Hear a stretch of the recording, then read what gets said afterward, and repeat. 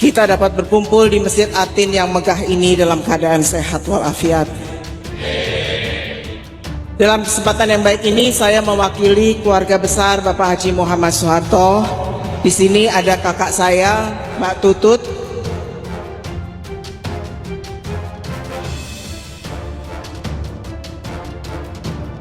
Ada adik saya, Tommy Soeharto.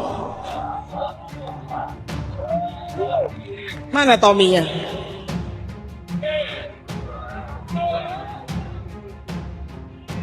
Tommy minta berdiri.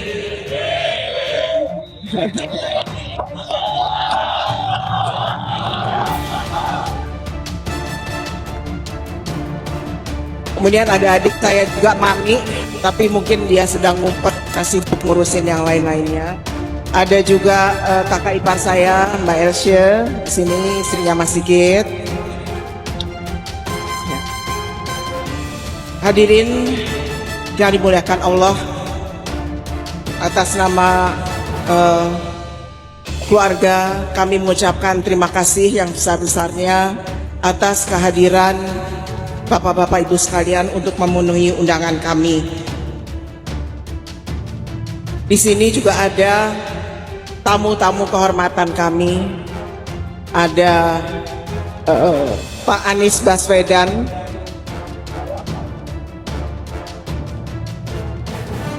kemudian banyak lagi para habaib dan tamu-tamu terhormat yang tidak bisa saya sebutkan satu persatu.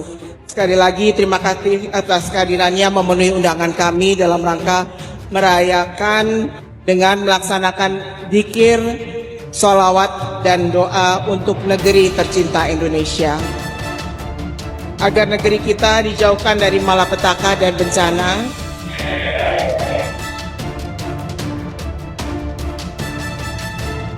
tercipta kedamaian dan kestabilan, sehingga kita bisa membangun untuk mewujudkan masyarakat yang adil, makmur, sejahtera berdasarkan Pancasila. Pak Anies Baswedan, beliau memberikan dharma baktinya, mencurahkan tenaga dan pikirannya untuk membangun negeri, bangsa dan rakyat yang sangat beliau cintai. Dengan menggunakan strategi trilogi pembangunan, yaitu stabilitas, pertumbuhan dan pemerataan. Berbagai pembangunan di segala bidang dilaksanakan, terutama di bidang pertanian, infrastruktur dan kesejahteraan rakyat. Keberhasilan dari pembangunan sampai-sampai mendapat penghargaan dari lembaga-lembaga internasional. Hadirin yang dimuliakan Allah, marilah bersama-sama kita melanjutkan perjuangan beliau untuk membangun dan mensejahterakan bangsa ini. Kita kembalikan ke relnya demokrasi yang kebebasan itu, seraya berdoa dan mohon kepada Allah Subhanahu wa Ta'ala agar kita diberi kekuatan lahir batin dalam menghadapi segala cobaannya, dijauhkan dari malapetaka dan bencana, dan segera diangkat dari kemiskinan dan kebodohan. Sekali lagi saya atas nama keluarga besar Haji Muhammad Soeharto mengucapkan terima kasih dan penghargaan yang setingginya atas doa-doa yang dipanjatkan untuk almarhum Pak Harto dan Ibu Tin Soeharto. Semoga langkah Bapak-bapak Ibu sekalian sampai ke tempat ini dan doa-doa yang dipanjatkan menjadi amal ibadah yang mendapat ganjaran pahala yang berlipat ganda dari Allah Subhanahu wa Ta'ala. Saya sangat setuju dengan apa yang dikatakan oleh Bapak Presiden Jokowi beberapa waktu yang lalu, bahwa demokrasi kita sudah kebablasan. Tidak ada lagi demokrasi terpimpin yang selalu didengung-dengungkan oleh Bung Karno. Tidak ada lagi demokrasi Pancasila yang didengung-dengungkan oleh Pak Harto. Yang ada hanyalah demokrasi liberal, di mana setiap orang bisa berkata dan berbuat seenaknya tanpa mengindahkan norma-norma ketimuran yang kita miliki.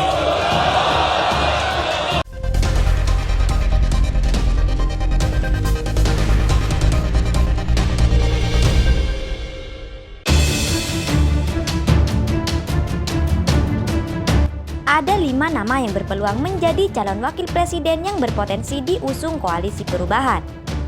Kelima nama ini berpeluang berpasangan dengan Anies Baswedan pada Pilpres 2024.